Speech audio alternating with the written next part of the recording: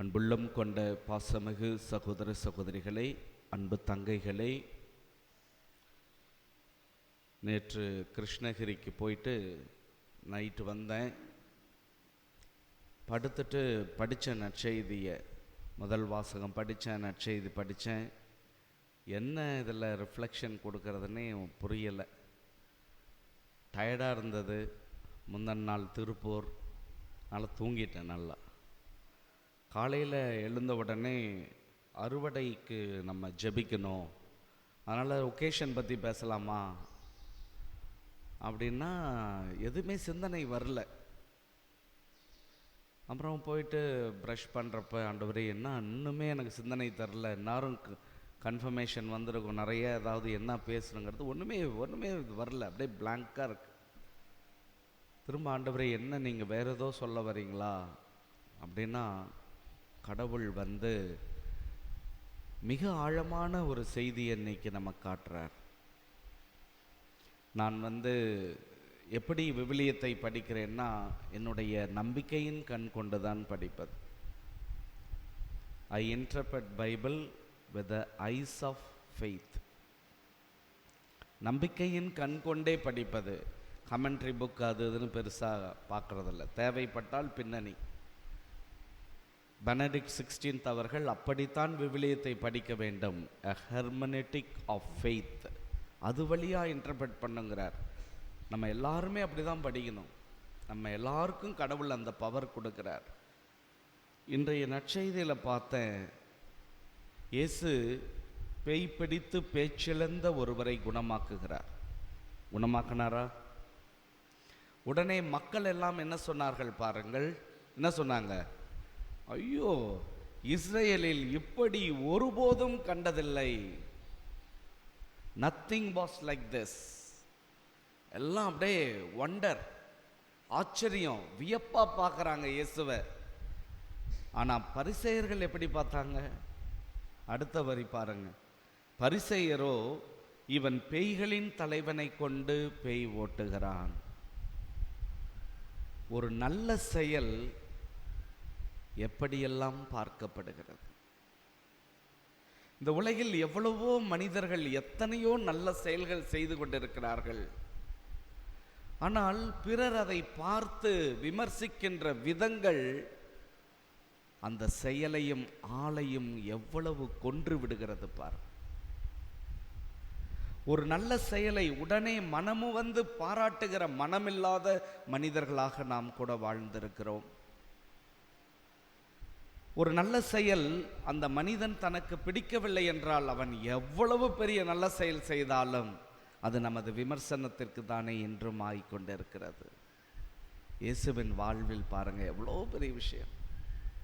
நேற்று இரவு ஒரு நண்பர் எனக்கு ஒரு வாட்ஸ்அப்பில் ஒரு வீடியோ அனுப்பிச்சாங்க. அதில் ரஜினிகாந்த் ஒரு வசனம் பேசுகிறார். என்ன வசனம் அப்படின்னா, உலகம் ஒரு நாடகம், நாம் எல்லாம் அதில் நடிகர்கள். கடலில் அலைகள் போய்கொண்டே இருக்கும், கடல் அப்படியே தான் இருக்கும். நடிகர்கள் மாறிக்கொண்டே இருப்பார்கள், நாடகம் நடந்து கொண்டே இருக்கும். ஆனால் கடவுள் உனக்கென்று ஒரு கதாபாத்திரம் கொடுத்திருப்பார்.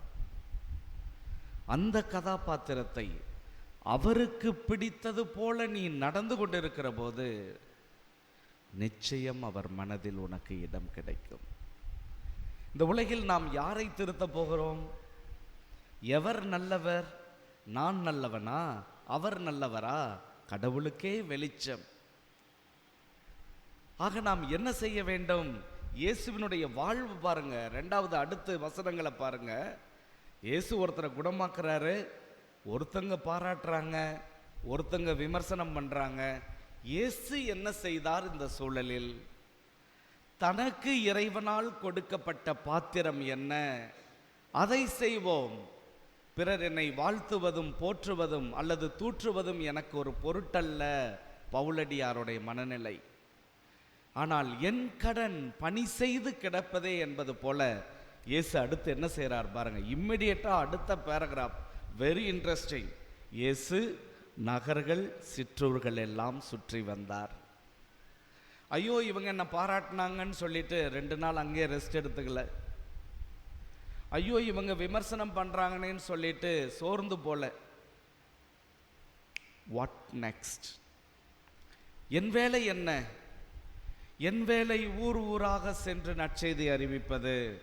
எங்கும் அவர் தொழுகை கூடங்களில் சென்று கற்பித்தார். He was a teacher. டீச்சர்னா வெறும் நற்செய்தி அறிவிப்பு மட்டுமல்ல. டீச்சர்னா உண்மையா என்ன? வாழ்க்கையின் மூலம் வாழ்ந்து காட்டுவது, அதான் டீச்சர்.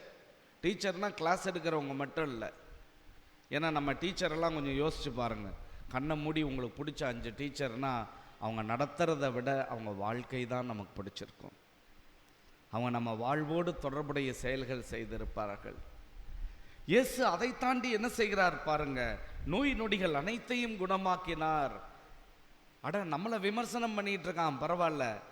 எத்தனையோ நோயாளிகள் இருக்கிறார்கள் இந்த உலகில், நான் சென்று அவர்களுக்கு உதவுவேன். எத்தனையோ பேரை இன்று கடவுள் எனக்கு காட்டப் போகிறார், அவர்களுக்கு நான் என்ன உதவி செய்வேன், அவர்களுக்கு நான் இறையாட்சி பற்றி நற்செய்தி எதை அறிவிப்பேன். ரொம்ப உட்டோப்பியனா நான் பேசிட்டு இருக்கிறேன். உட்டோப்பியன்னா புரியுதா? அப்படியே மேலையா பேசிட்டு இருக்கிறேன். இதெல்லாம் பிராக்டிக்கலாக சாத்தியமா ஃபாதர்? அப்படி ஒரு வாழ்வை இயேசு வாழ்ந்து காட்டி இருக்கிறாரே. அறுவடை மிகுதி, வேலையாட்களோ குறைவு. இப்போது அறுவடைக்காக ஜெபிக்க வேண்டாம், நாம் கொஞ்சம் வேலையாட்களுக்காக ஜெபிக்க வேண்டும். வேலையாள்கள் எப்படி இருக்கிறார்கள்?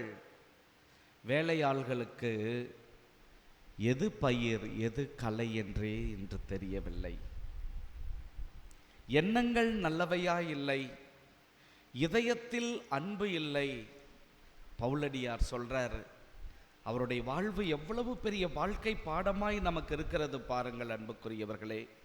கொரிந்தியருக்கு எழுதிய முதல் திருமுகம் 9வது அதிகாரம் என்ன சொல்றார்? நான் யாருக்கும் அடிமையாய் இல்லாதிருந்தும் 19வது வசனம், பலரை கிறிஸ்துவிடம் கொண்டு வர என்னை எல்லாருக்கும் அடிமையாக்கினேன். அதனுடைய அர்த்தம் என்ன? உன் வாழ்வை பிறருடைய விமர்சனத்துக்கு உட்படுத்து, உன் வாழ்வை பிறருடைய ஏச்சு பேச்சுக்கு உட்படுத்து, உன் வாழ்வை நற்செய்திக்காக கையளி. கடவுள் உனக்கு கொடுத்த பாத்திரத்தை அன்றாடம் செய்து கொண்டே இரு.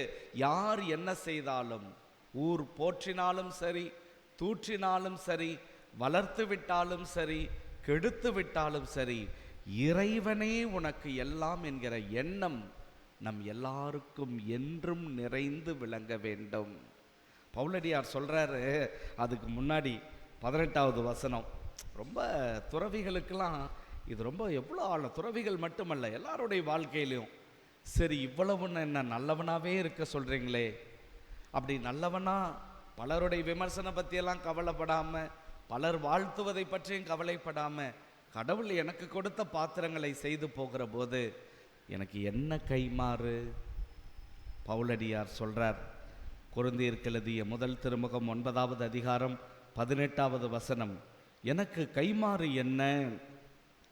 உங்களுக்கு எச்செலவுமின்றி நற்செய்தியை அறிவிப்பதில் உள்ள மனநிறைவே நான் பெறுகிற கைமாறு.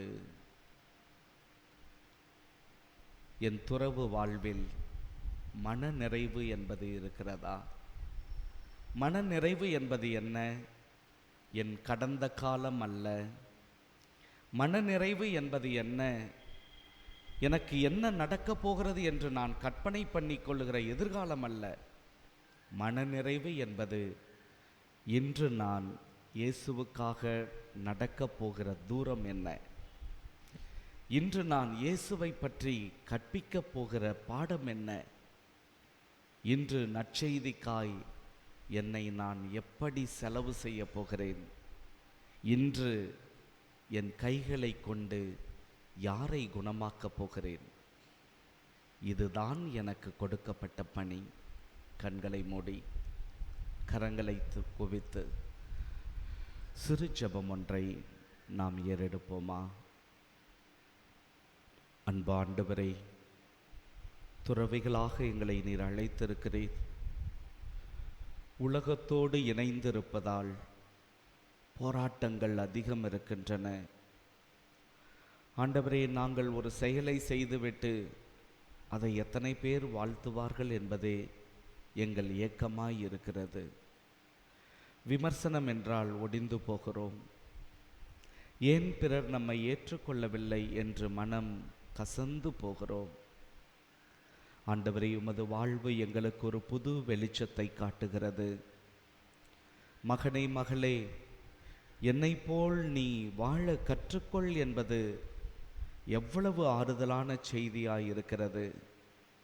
ஆண்டவரே, நீர் விமர்சனங்களை எல்லாம் ஒரு பொருட்டாக வைத்து கொள்ளாமல் உடனே அடுத்த ஊருக்கு சென்று நற்செய்தி அறிவித்தீர், தொழுகை கூடங்களில் கற்பித்தீர்.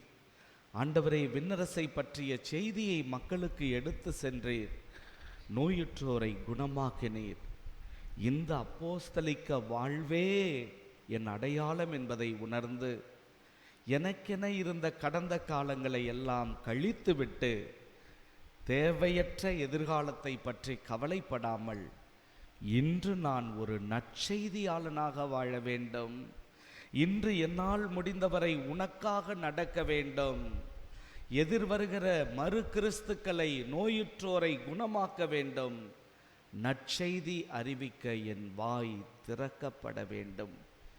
இதை தவிர வேறெந்த வாழ்வை இறையாட்சிக்காக என்னால் தர முடியும்? ஆமென்.